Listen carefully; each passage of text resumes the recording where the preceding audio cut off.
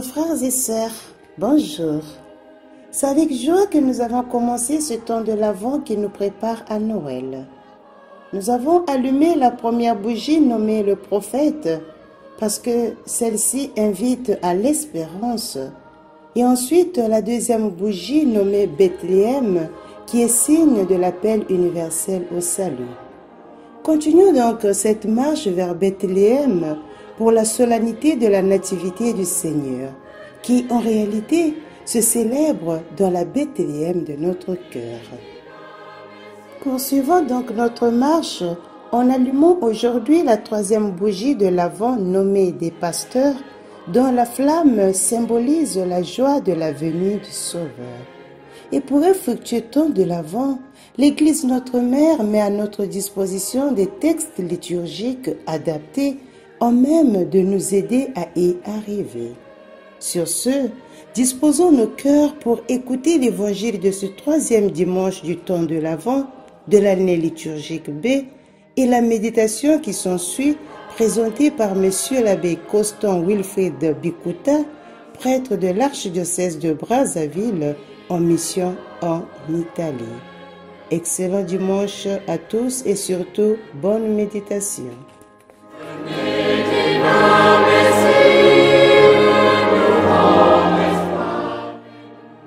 Évangile de Jésus-Christ selon Saint Jean. Il y eut un homme envoyé par Dieu, son nom était Jean. Il est venu comme témoin pour rendre témoignage à la lumière, afin que tous croient par lui. Cet homme n'était pas la lumière, mais il était là pour rendre témoignage à la lumière. Voici le témoignage de Jean quand les Juifs lui envoyèrent de Jérusalem des prêtres et des Lévites pour lui demander « Qui es-tu » Il ne refusa pas de répondre et déclara ouvertement « Je ne suis pas le Christ ». Ils lui demandèrent « Alors, qu'en est-il ? Es-tu le prophète Élie » Il répondit « Je ne le suis pas. » « Es-tu le prophète annoncé » Il répondit « Non. » Alors ils lui dirent « Qui es-tu » Il faut que nous donnions une réponse à ceux qui nous ont envoyés. Que dis-tu sur toi-même? Je suis la voix qui crie au fond du désert. Préparez le chemin du Seigneur. Ces sentiers doivent être tracés. Toutes les vallées doivent se remplir. Toute montagne et toute colline doivent être aplanies. Et tout ce qui est tordu sera redressé. Or, ils avaient été envoyés de la part des pharisiens et lui posèrent encore cette question. « Pourquoi donc baptises-tu si tu n'es ni le Christ, ni Élie, ni le prophète ?» Jean leur répondit. « Moi, je baptise d'eau, mais au milieu de vous, il y a quelqu'un que vous ne connaissez pas, qui vient après moi, et je ne suis pas digne de délier les lacets de ses souliers. » Cela s'était passé à Béthanie, de l'autre côté du Jourdain, à l'endroit où Jean baptisait. Acclamons la parole de Dieu.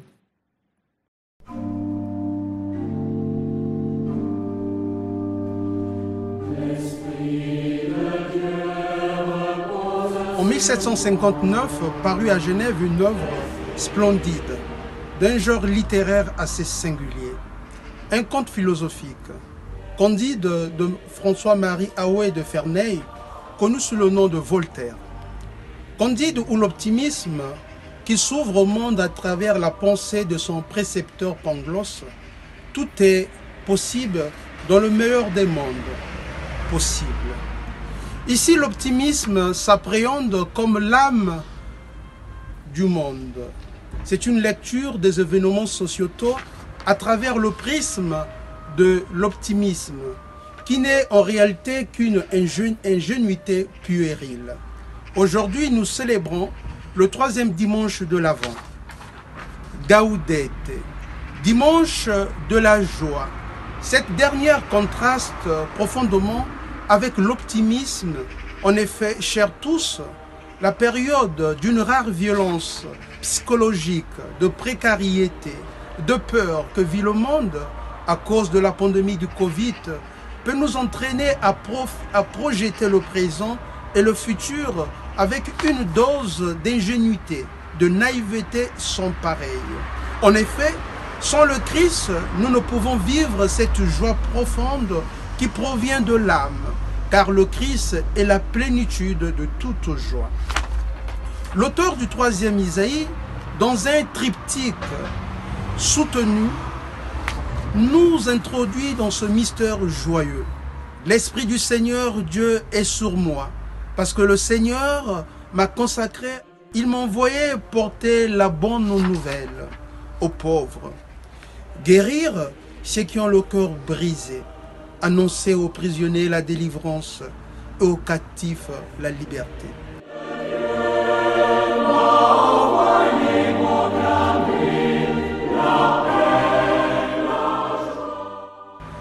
Le contexte décrit par le prophète est post-exil babylonien.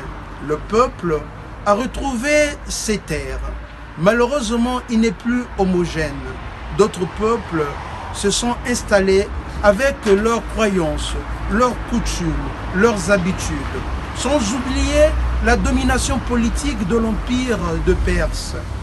Par comble de bonheur, le dernier mot revient au Seigneur.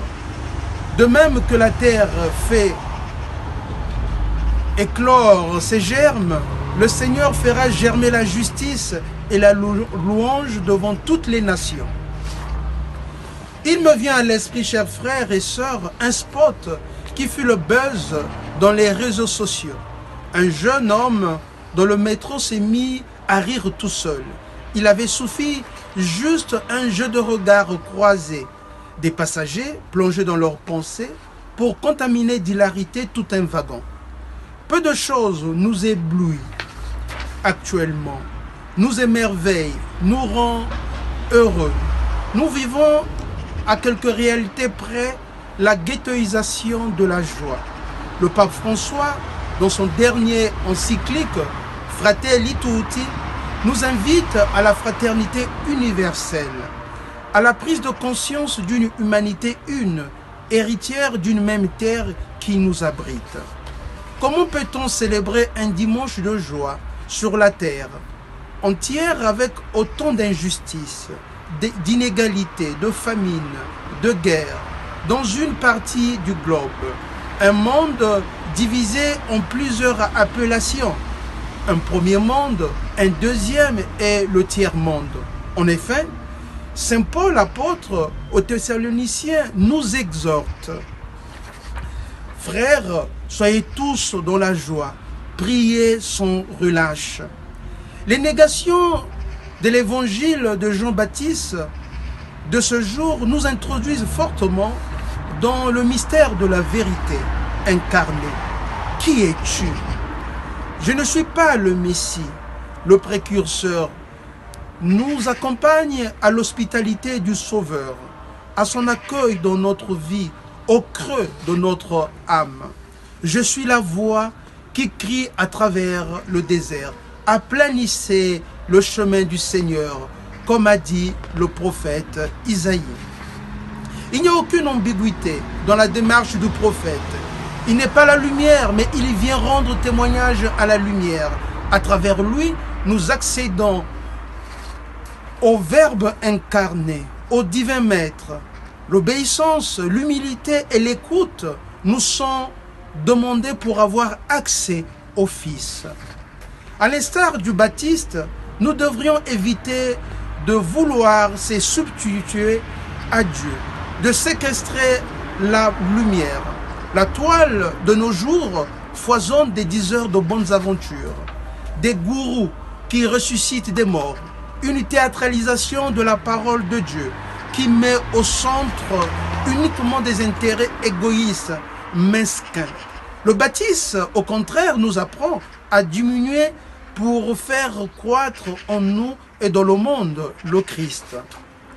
Cet homme n'était pas la lumière, mais il était la lumière.